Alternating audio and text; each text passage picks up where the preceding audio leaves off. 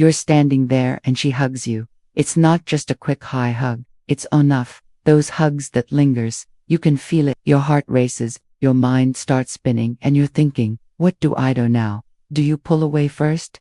Do you say something? Or do you just stand there frozen hoping you don't mess it up? Here's the thing. That moment, that hug is a test, and how you respond could change everything.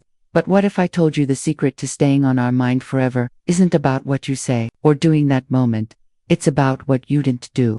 And it all comes down to onions and philosophy. Stoicism. Let's break it down. Stoicism isn't just some old philosophy you read about in books. It's a way of life. It's about mastering your emotions, staying calm under pressure, and understanding what's truly in your control. And when it comes to relationships, especially those moments that feel like they could go either way, Stoicism gives you the tools to not just survive but thrive. Today, we're talking about one of those moments, the hug. It might seem small, but it's a microcosm of everything Stoicism teaches us. How do you stay present? How do you show her you're someone worth remembering? And how do you do it without overthinking or trying too hard? That's what we're diving into today. And trust me, by the end of this, you'll see hugs and relationships in a whole new way. Let's be real, most of us overthink physical touch.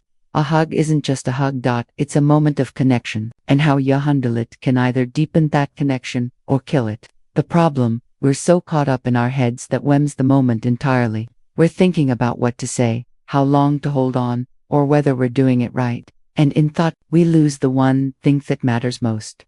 Presence. Stoicism teaches us that the key to any interaction isn't about controlling the outcome. It's about controlling ourselves, our thoughts, our reactions, our energy. So, the challenge here isn't just about responding to a hug. It's about responding in a way that shows you're grounded, confident, and fully present. And that's where most of it go wrong. 1. The power of presence. Let's start with the most important Stoic principle, presence. Marcus Aurelius, one of the greatest Stoic philosophers, once said, "You have power over your mind, not outside events. Realize this and you will find strength."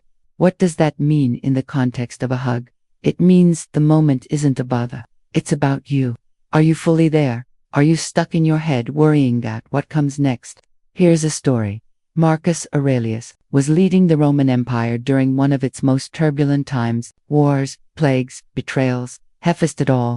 But through it all, he remained present. He didn't let the chaos of the outside world distract him from what he could control: his own mind. Now, think about a hug. It's a moment of connection, but it's also a moment of vulnerability. If you're not present, she'll feel it. Your energy will be off. You'll pull away too soon, or you'll hold on too long, or you'll say something awkward. But if you're fully there, if you're grounded in the moment, she'll feel that too. And that's what makes the difference. So, how do you stay present? Start by focusing on your breath. Feel the ground beneath your feet. Notice the warmth of her hug, the way it feels, the way it smells.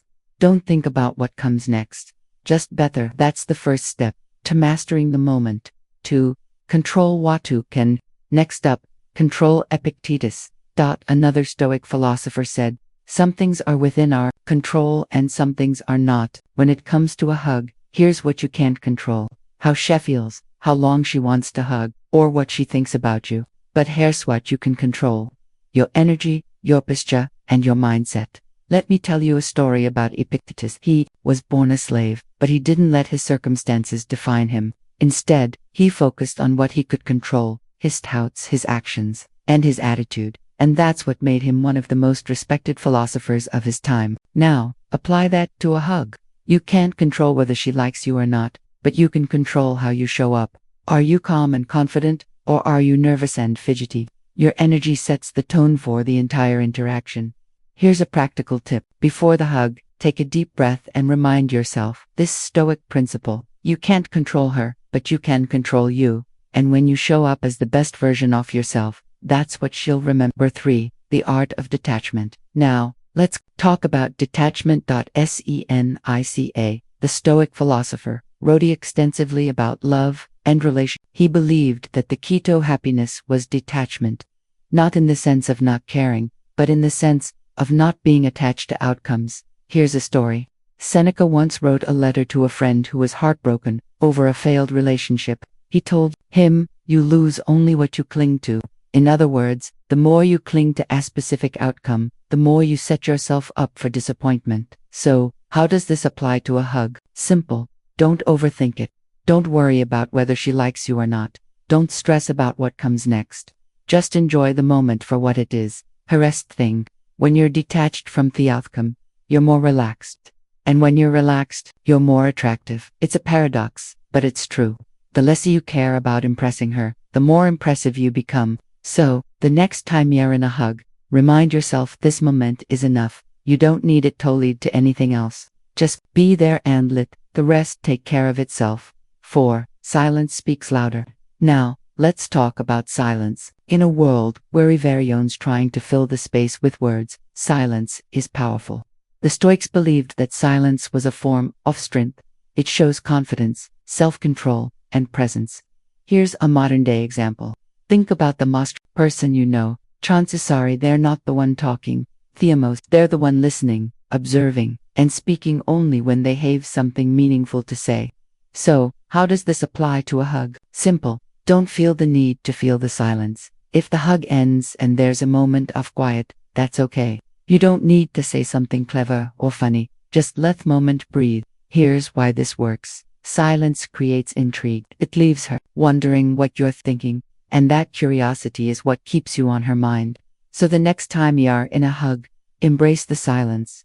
Let it speak for you. 5. Leaving a lasting impression. Finally, let's talk about how to leave a lasting impression. The Stoics believed that the key to a good life was virtue, not validation. In other words, it's not about what others think of you, it's about who you. Here's a personal story. I once knew a guy who was the life of Teperty. He was funny, charming, and always had something to say. But arresting, no one really remembered him. Why? Because he was trying too hard. He was so focused on impressing everyone thought he forgot to be himself. Now compare that to someone who's calm, grounded, and authentic. That's the person people remember. That's the person who stays on your mind. So, how do you become that person? It's simply focus on being the best version of yourself. Don't try to impress her. Don't try to be someone you'll not, just be you. And when you do that, you'll have a lasting impression, not because of what you did, but because of who you were. Here's the truth. A hug isn't just a physical act. It's a reflection of your inner state. If you're anxious, she'll feel it. If you're present, she'll feel that, too. And if you can master that moment, not by trying to impress her, but by simply being grounded and authentic, you'll stand out in a way most people never do. That's the Stoic secret. It's not about the hug itself, it's about who you are in that moment.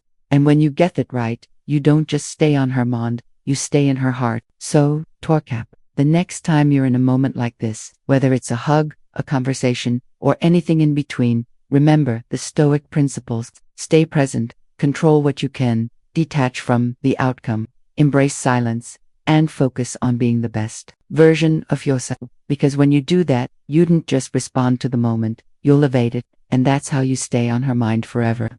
If you found the show full, hit that subscribe button.